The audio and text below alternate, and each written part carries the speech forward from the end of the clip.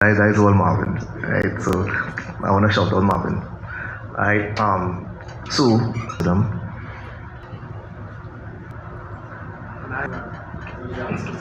Yeah. So how something. They don't ease him up.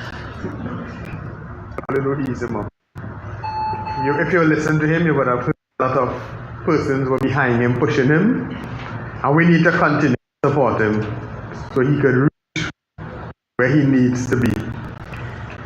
So don't ease him up. Ask him a question. I want to ask a question, but I'm not sure.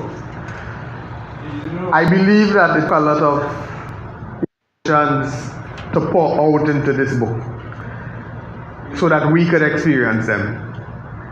Only after I came here today, I realized why. The man described.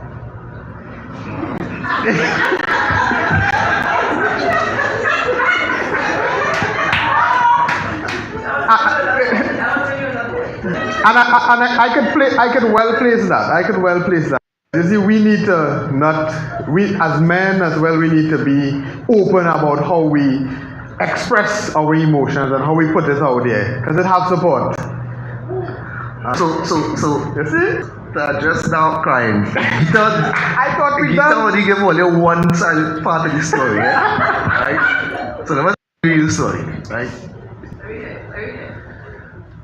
So I went to a junior sec, and back then in the junior secondary shift systems, it really wasn't like the settings how it is now, or who would have gone to a college or a prestige school. Right? Back then in the junior sec, at the end of the day, you're going to a junior sec, nobody really care about you. You just, that was the mentality, was people who attended junior secondary school. So what did the pass the exam term when I was in school? You just had to pass your midterms and your finals. That is it. Pass those two, you pass the course.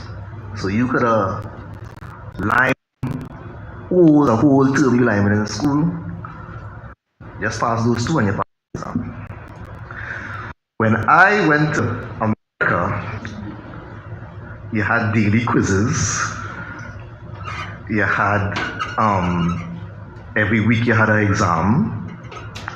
And I am like studying that. I just had to pass midterms and finals. When midterms came around and I saw my grades, I was like, nah, I know I'm not dumb, but I don't understand why these grades so poor. So I called home now, and that is when I started to cry, because it's like, yo, mommy, I really noticed why I feel in all my subjects here. I want to come home, I can't do this. And that's when my mother called Gita and told her. Not 2 weeks, midterms, I said. No, I don't do that. No. Don't do that. Somebody want to ask you a question? Hi, good afternoon again. While reading this book, I cried, literally, and there were so many mixtures of emotions from chapter to chapter. My question to you is, while you were writing from chapter to chapter, was it as emotional? Because I felt a heat rushing. It was very captivating. So did it bring you to tears while you were writing it also?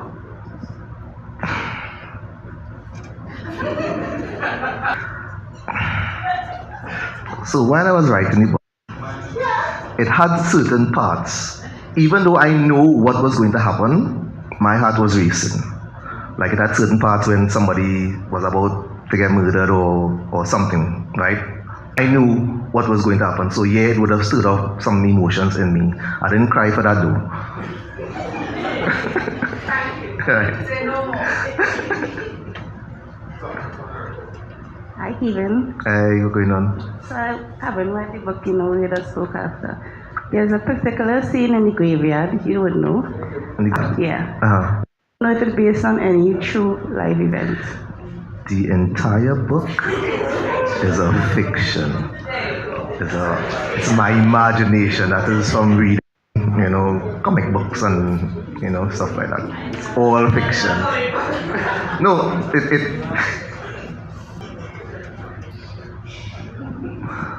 So in reading, able to open my imagination so that I could do things. My inspiration to end the book like that was a result of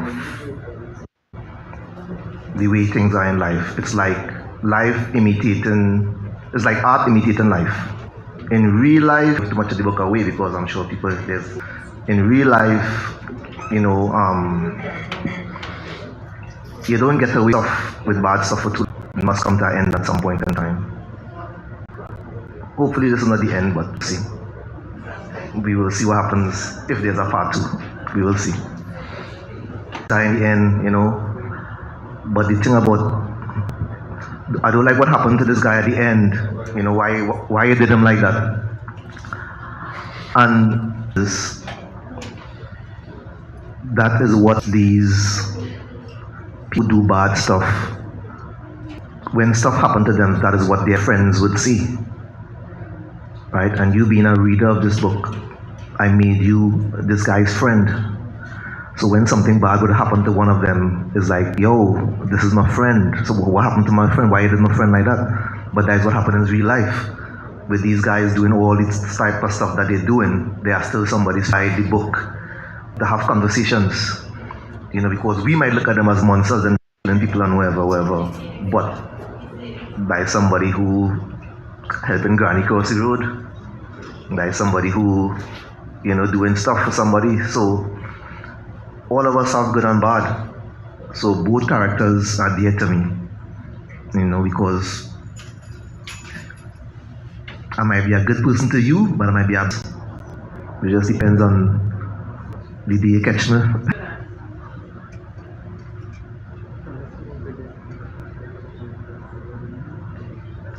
Whoever checking online, is there any online questions? None? All right. Tell us about one of the main characters. I'm not sure I understand. Honest, your next. Interpret? Telling me in the mind of a child. Okay, so the main character, right, is 2 boys that grew up together. So this is basically what happens. 2 boys grew up together and they were friends and they did a lot of stuff together. Like, how you and your brother would do stuff, right? They were always together. And there was a situation in life where they were both given an opportunity to go on and do better things with themselves. But because of lack of resources and funding, money and stuff like that, only one was able to go. So that one who went on and did good stuff, the other one, he didn't do as the other one, as the one who went on. So basically that is I don't know if that answers your question because cool.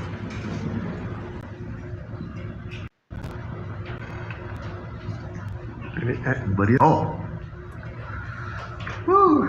this is gonna be a hard question.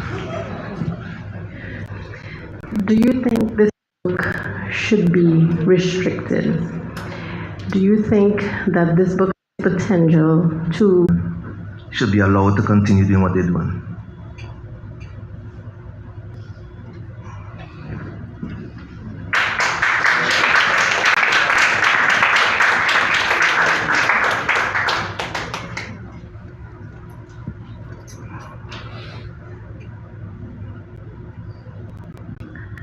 When you went to junior sec, we went to junior sec with that, especially for me as a black boy, with that air of failure.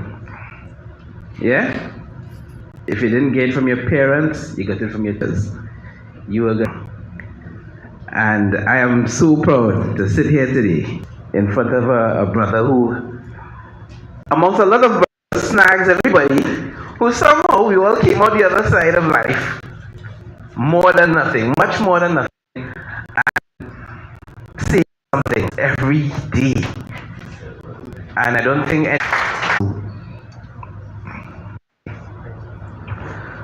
we all are the solutions, each and every one of us. What do we do? How do we interact with people? Case and point, Isaiah Manley. Alright, I let snatch them back from the jaws of, and stuff like that.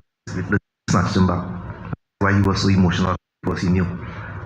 Right? So you just need to change one, You just need to deal with one, change one, and hopefully everything is fall in line. But we are the solutions. Government ain't doing nothing. Right? Because they're not affecting, I don't want to get into that, but right? It's only when then you will treat it. So if you're not getting affected, well, that's somebody else's problem. But we on the ground here, we are the ones who suffering, so we have to find our own solutions and deal with everybody individually.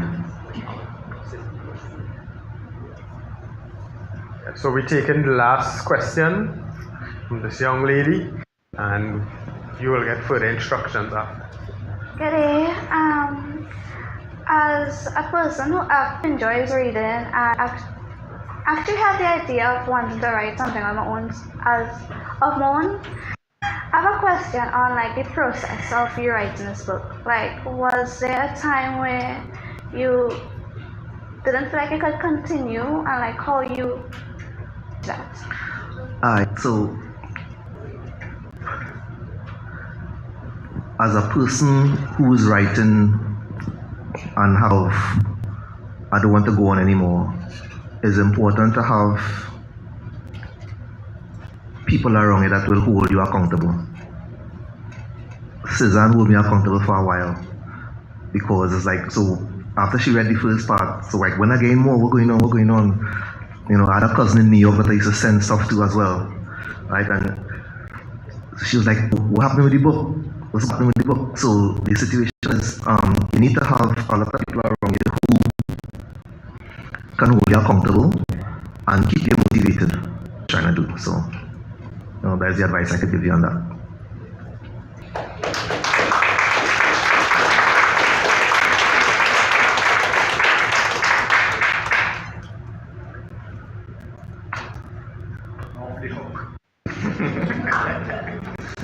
So let's say thank you very much to our author.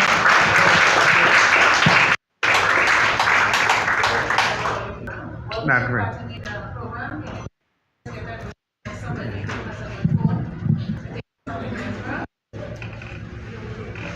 I believe that what we did here today and what Kevin did with the launch.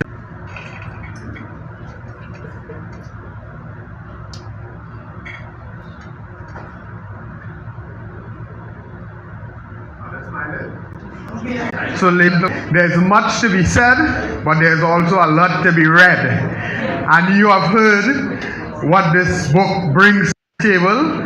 So at this point in time, I want to just officially thank you all for lending us of your precious time to listen to what had to be said today out of necessity to us as people and as a society.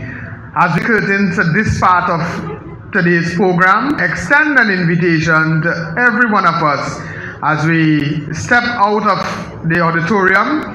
There are books on sale. Don't leave here without one. And if you don't probably like reading, buy one for somebody. And as Omar would have mentioned here, you will get it signed by the man himself today. That is a special copy. And while you're doing that, we have refreshments. You could feel free to partake of the refreshment that has been provided. Ladies and gentlemen, thank you for being a wonderful audience and even better customers. I am Anthony Gaddis, your